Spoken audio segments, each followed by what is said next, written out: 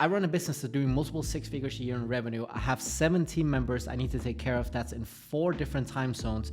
And I have clients I need to attend to that's in even more time zones, with a lot of them actually being in the US. And still, I decided to move to Dubai, even though in terms of time zone and time management is actually a big disadvantage for me, because I have to schedule things a little bit differently than what I did in Denmark, which is obviously closer to US time zones. So in today's video, I want to break down and kind of go through how I structure my time, my day-to-day between talking to my team, having team calls, working on the actual business, and also having sales calls and attending to existing clients. So if you're someone who runs your own business and run your own remote business, and you've been thinking about moving to Dubai, but maybe you're a little bit unsure of how the time management thing works here because you're in a different time zone, then this video will be amazing for you. Also, if you're new to the channel, welcome. My name is Rasmus. I'm the owner of Minix.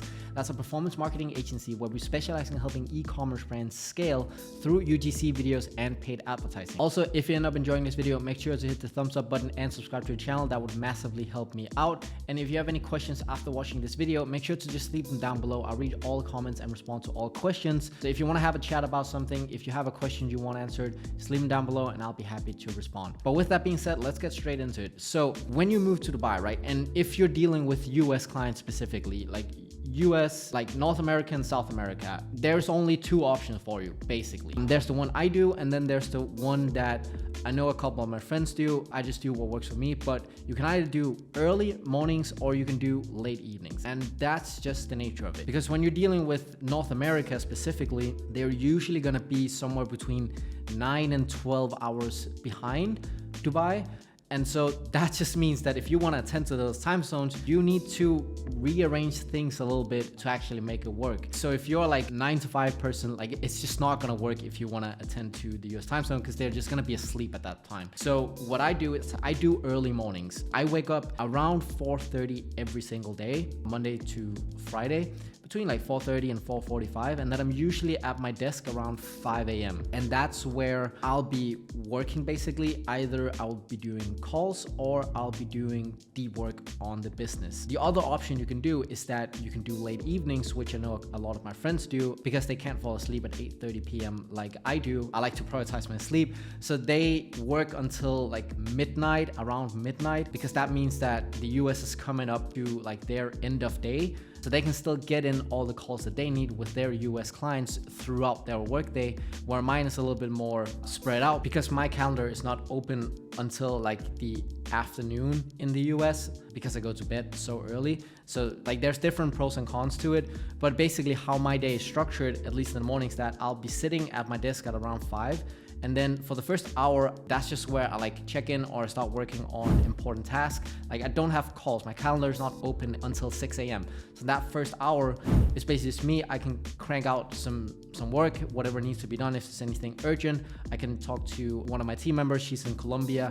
And so that's like 9 p.m. or something like that for her, which is great because she's still awake and she's on Slack. So that works for us. And then I can talk to her during my morning. But at 6 a.m. my calendar will then be open for calls. And so there's 2 things that can happen in my mornings. Either I have sales calls, usually with US clients who like to work late, because that will be somewhere from like 6 p.m. their time. And so if there's someone who likes to work late, that's great. Then I can accommodate to that. Or the second thing that will happen is that I don't have any sales calls in the morning, and then I'll just crank out deep work. Like that's my mornings basically is where I'm the most productive. So that's the time that I set aside whenever I can to actually work on, stuff that needs to get done in the business, or working on YouTube scripts, working on video ideas, working on client things that needs to get done, or working on systems. And we have a project we're working on right now.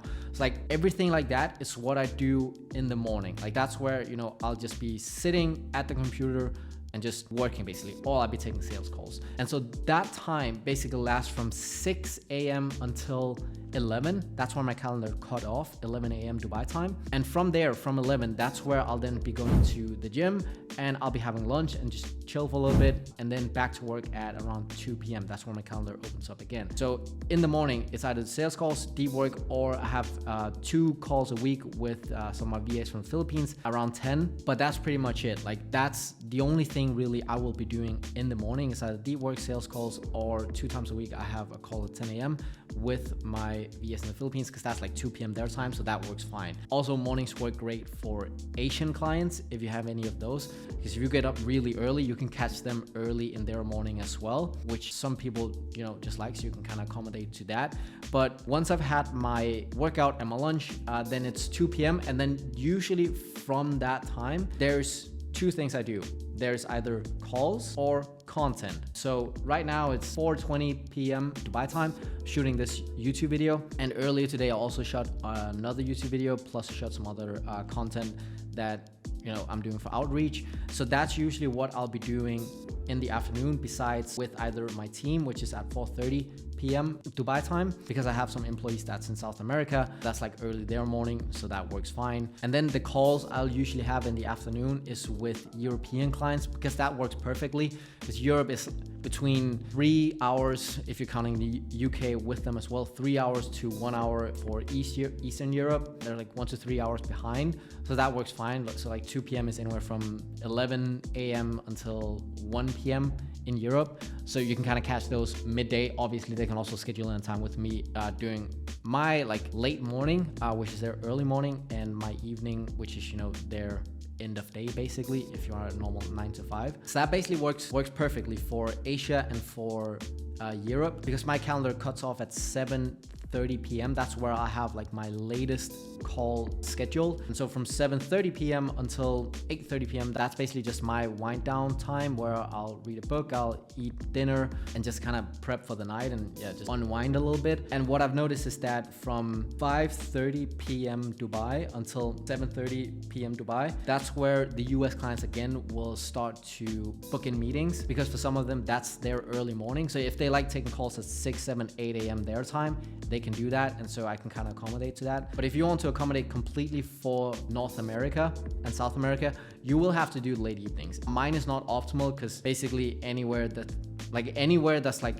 9 to 5 basically for majority of the part of the US and Canada, I can't really attend to. But what I've found with remote working and more businesses adopting remote working is that people like to work at odd hours and not do their normal 9 to 5. So it works fine in my favor. I've not had any major issues actually being online from 6 a.m. until 7:30 p.m. But that's sort of how I structure my time. And then I have my call with my team every single day at 4:30 to 5:30 p.m. And other than that, like that's usually how my days run. So mornings from 5 a.m. till 10, 11 is sales calls or like deep work, like actually working on the business. From 11 a.m. until 2 p.m., that's where I have lunch, go to the gym, and then from 2 p.m. until 7:30, that's where I have sales calls and shoot content and do more of the like creative work, do like outreach and stuff like that, have kickoff calls with clients. Like all my calls I try to schedule later in the day because it doesn't take as much brain power.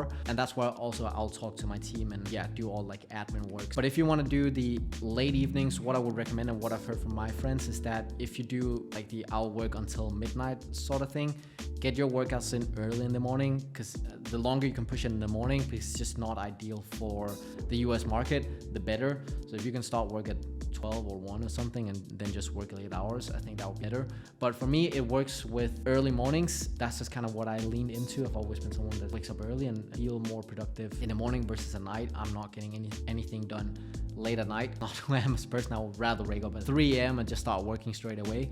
But yeah, that's pretty much how I manage my time and my schedule running my business here in Dubai with employees in the UK, Argentina, and Colombia. We have clients from Australia to Canada, basically. So pretty widespread. But yeah, if you find any value in this video, I would massively appreciate if you would hit the thumbs up button and subscribe to the channel. I would really appreciate that. And if you have any questions, just leave them down below. As I said, I would love to answer any questions you might have. And I'll see you in the next video. Take care. Bye.